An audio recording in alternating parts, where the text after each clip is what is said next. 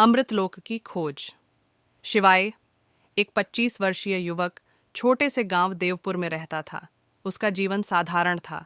सुबह गांव के बच्चों को पढ़ाना, दोपहर को खेतों में काम करना और रात में पुरानी किताबें पढ़ना। एक रात जब शिवाय अपनी दादी की पुरानी अलमारी साफ कर रहा था, उसे एक पुराना पत्र मिला। पत्र पर लिखा था, जब समय आएगा, यह पत्र तुम्हें पुकारेगा। अमृतलोक का द्वार खोलने वाला तुम ही हो। शिवाय पहले तो यह पत्र पढ़कर हंसा, लेकिन अगले ही पल उसे पत्र की सतह पर हल्की सी चमक दिखाई दी। अगले दिन उसने अपनी दादी से इस पत्र के बारे में पूछा। दादी घबरा गईं और धीरे धीरे उन्होंने राज बताया। शिवाय, यह तुम्हारे पूर्वजों से जुड़ा है। हमारे वंश को अमृतलोक की रक्षा का कार्य सौंपा गया था, लेकिन पिछले 100 वर्षों से इसका द्वार खोला नहीं गया।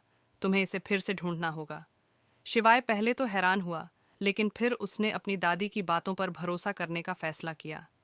शिवाय को दादी ने एक प्राचीन मानचित्र दिया, जो अमृतलोक तक पहुंचने का मार्ग दिखाता था।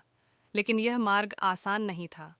इसमें गहरे जंगल, ऊंचे पहाड़ और रहस्यमय प्राणी थे। यात्रा के पहले दिन ही शिवाय को एक बूढ़े साधु मिले। साधु ने कहा, यह मार्ग केवल शुद्ध आत्मा के लिए खुलता है। अपने हृदय को भय और लोभ से मुक्त करो। शिवाय ने साधु के निर्देशों का पालन किया और आगे बढ़ा। यात्रा करते हुए शिवाय एक बड़े झरने पर पहुंचा। झरने के पास एक सुनहरी मछली फंसी हुई थी। शिवाय ने उसे बचाया। अचानक झरने से एक जल देवी प्रकट हुई और बोली, तुमने मेरे रक्षक को बचाया है। तुम्हें मेरा आशीर्वाद मिलता है, लेकिन याद रखना, इस यात्रा में तुम्हें अपनी बुद्धिमानी और साहस दोनों का उपयोग करना होगा। शिवाय आगे बढ़ा और एक गहरे जंगल में पहुंचा। वहां पेड़ जीवित प्रतीत हो रहे थे। हर कदम पर उसे ऐसा महसूस होता जैसे कोई उसका पीछा कर रहा हो। जंगल के बीचों बीच उसे एक काला पत्थर मिला। पत्थर से अजीब सी आवाजें निकल रही थीं। यह अंधकार का पत्थर है, इसे छुओगे तो तुम सच्चाई को देख सकोगे। शिवाय ने पत्थर को छुआ और उसे अपना अतीत दिखाई दिया, उसके जीवन की कमजोरियां और गलतियां। लेकिन उसने उन सबको स्वीकार किया और आगे बढ़ने का साहस जुटाया। 3 सप्ताह की कठिन यात्रा के बाद शिवाय एक विशाल गुफा पर पहुंचा। गुफा के द्वार पर वही लकीरें बनी थीं जो दादी के मानचित्र पर थीं। गुफा के अंदर एक चमकदार दरवाजा था। जैसे ही शिवाय ने दरवाजे को छूने की कोशिश की, एक राक्षस प्रकट हुआ।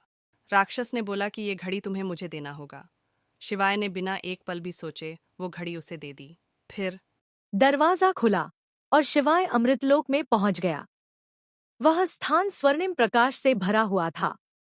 वहां एक झील थी जिसका पानी अमृत था। एक दिव्य आवाज गूंजी, तुमने अपनी आत्मा की परीक्षा पास की है। अब यह अमृत केवल उन लोगों के लिए उपयोग होगा जो सच्चे और निस्वार्थ हैं। शिवाय ने अमृत का एक घड़ा उठाया और वापस अपने गांव लौट आया।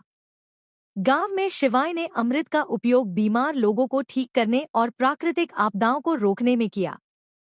लेकिन उसने इस बात का ध्यान रखा कि अमृत केवल आवश्यकता के लिए उपयोग हो, लोभ के लिए नहीं।